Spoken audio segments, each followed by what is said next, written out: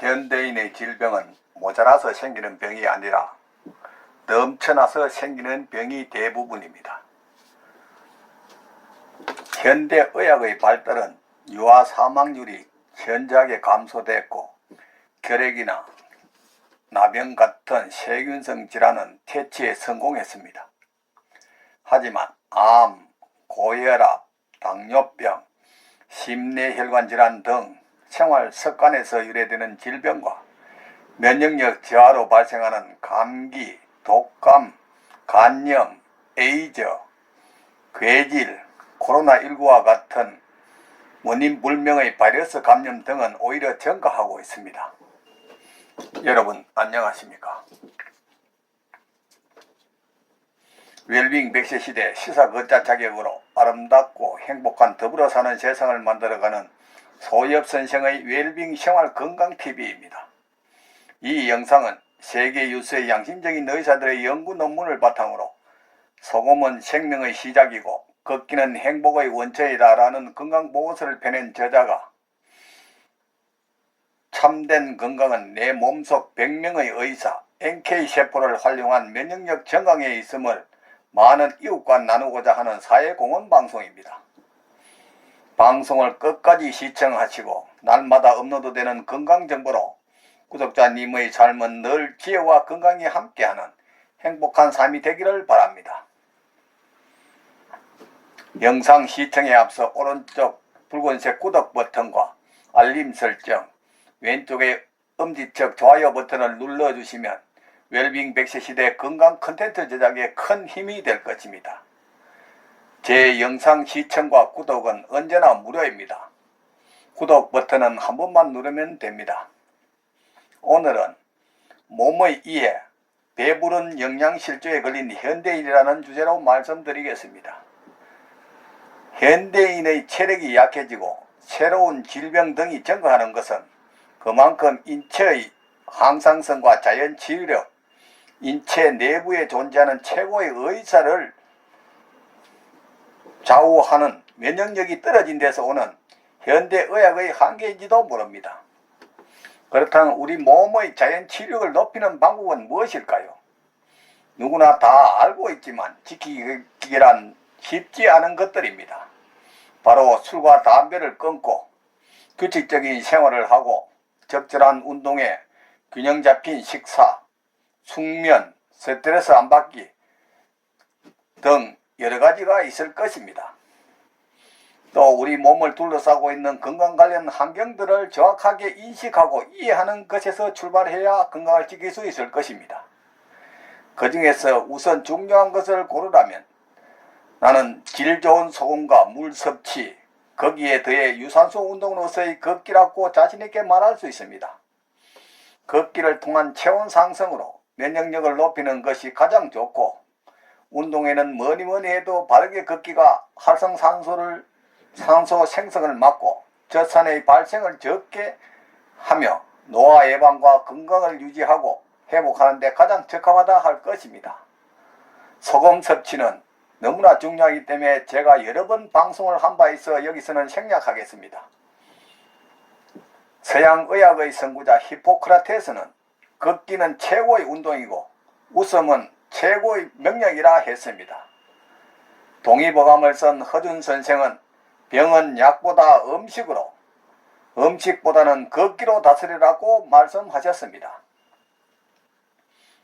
대한민국은 감기공화국인 양 대부분 병원이나 의사들이 환자에게 말합니다.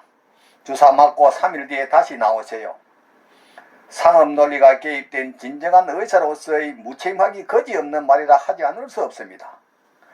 돈 많으면 양반이 세상의 부끄러운 단면을 보는 듯하여 씁쓸하기 거지없습니다. 바이러스 감염적인 감기는 시간이 지나면 저절로 낫는 병인데 뭐하러 부작용의 위험이 있는 약을 복용하느냐? 생활 처방 외에 별다른 조치란 없습니다.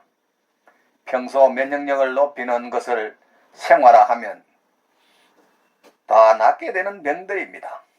당장에 꿀물을 마시거나 뜨거운 물로 목욕하거나 휴식을 취하라는 처방이 의료 선진국 의사들이 감기를 대하는 진료 형태입니다. 감기 진료비를 줄인다면 암과 같은 중증 질환 환자의 치료비 부담을 대폭 줄일 수 있을 것입니다. 약은 한쪽에 약이면 다른 쪽에는 독이라는 야누스의 두 얼굴을 가지고 있습니다. 이것이 약의 슬픈 이면입니다.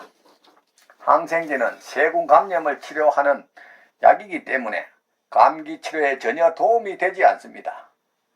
오히려 몸의 면역성만 떨어뜨리게 됩니다. 약이기 전에 독입니다. 한쪽에 치료가 되면 다른 쪽에는 부작용으로 몸을 망치게 합니다. 특히 무분별한 항생제 사용은 내성균을 만들어 나중에는 어떤 항생제에도 제거되지 않는 세균, 즉 슈퍼박테리아의 출현도 가능하게끔 만들어 버립니다. 감기약을 먹으면 감기 증세가 완화되고 낫는다는 느끼는 이유는 플라시보 효과일 뿐입니다. 오죽했으면 약 먹으면 2주일, 약 안 먹으면 14일이라는 우스갯말이 나왔을까요? 제약회사는 약이 아니라 질병을 팔고 있습니다. 제약시장은 대다수의 건강한 사람을 겨냥하고 있습니다. 희귀한 병에 걸린 사람들의 수는 극소수, 이들의 고통을 들어줄 신약 개발은 어차피 수지타산에 맞지 않는 것입니다. 제약회사들은 건강한 사람들이 흔히 걸릴 수 있는 질병을 주 대상으로 합니다. 현대판 약장수인 제약회사의 공공연한 비밀은 효과만 강조하고 부작용은 감추는 과대 광고를 할 뿐입니다. 국민 1인당 약 소비량 세계 1위를 이끈 미국을 비롯한 세계 여러 나라의 다국적 제약회사의 공격적 영업 방법은 리베이트 영업, 연구개발보다는 카피약 제조에만 열을 올리는 손쉬운 경영 전략을 하고 있습니다. 우리는 이를 간파하고 깨달을 필요가 있습니다. 온갖 종류의 약물에 의존하고 있는 현대인들을 보면 안타깝기 거지없습니다. 의료행위는 한 사람의 생명을 하지만 의료정책은 전 국민의 생명을 좌우합니다. 다큐멘터리 영화는 우리에게 과연 의료행위의 공격적 목표가 무엇인가를 되묻고 있습니다. 의료는 공공의 영역, 조합주의인가? 산업의 영역, 시장주의인가? 정부와 결탁해 이윤만을 추구하는 민간 보험사들의 행포, 그 행포에 무기력하게 당할 수밖에 없는 일반 국민, 우리는 한 번쯤 생각해 봐야 합니다. 그럼 어떤 의사가 좋은 의사일까요? 첫째, 환자의 정상과 몸 상태를 자세히 관찰해 꼭 해야 하는 치료만 최선으로 하는 것이 좋은 의사입니다. 둘째, 환자의 면역력을 강화하는 방향으로 몸 전반에 큰 부담을 주지 않는 방법으로 치료해야 하는 것입니다. 셋째는 치료 과정, 즉 검사 내용이나 진단 결과, 치료 방법을 자세하게 설명하는 의사가 좋은 의사입니다. 넷째, 환자의 눈높이에 맞춰 약 처방이나 수술을 한다면 어떤 효과와 부작용이 있는지 구체적으로 설명해야 좋은 의사입니다. 다섯째, 약이나 수술 같은 물리적 수단보다는 생활 처방에 적극적이어야 좋은 의사인 것입니다. 여섯째, 의학의 한계와 자신이 모르는 부분을 솔직히 말해야 좋은 의사입니다. 병을 낫게 하는 것은 결국 자연입니다. 즉 항상성과 자연 치유력입니다. 자신의 몸은 자신이 낫게 할 수도 있고 더 악화할 수도 있습니다. 이제 장미꽃 뒤에는 가시가 있다는 그것을 알고 의사의 우선과 친절에 감추어진 약과 치료 방법이 내 건강에 합당할 것인지 생각하고 실천하는 현명함과 지혜가 필요합니다. 오늘은 몸에 의해 배부른 영양실조에 걸린 현대인이란 주제로 말씀드렸습니다. 삶에 쫓겨 방치하다시피 한 몸, 병이 와서 소문난 병원이나 유명한 의사가 병을 고쳐줄 것이라고 방황하지 말고 미리 내 몸 안에 100명의 의사를 활용한 자연치유력으로 천하보다 소중한 내 생명, 건강을 지키시기 바랍니다. 부모, 형제나 친구, 심지어 의사 등 그 누구도 대신 아파주거나 책임져 주지 않습니다. 전문이라는 라이센스의 소금 제한 눈에 쏙지 말고 저 넓은 바다가 썩지 않는 이유가 3%의 소금과 파도 때문이듯이 질 좋은 소금 섭취와 걷기 운동으로 면역력을 높여 구독자님의 삶은 늘 건강과 기쁨이 넘치기를 바랍니다. 오늘은 보람찬 하루였습니다. 내일은 더욱 멋지고 행복한 날이 될 것입니다. 지금까지 웰빙 100세 시대 시사 걷자 자격으로 아름답고 행복한 더불어 사는 세상을 만들어가는 소엽선생의 생활건강TV였습니다. 많은 시청과 이웃에게 권하는 관심과 응원을 부탁드립니다. 감사합니다.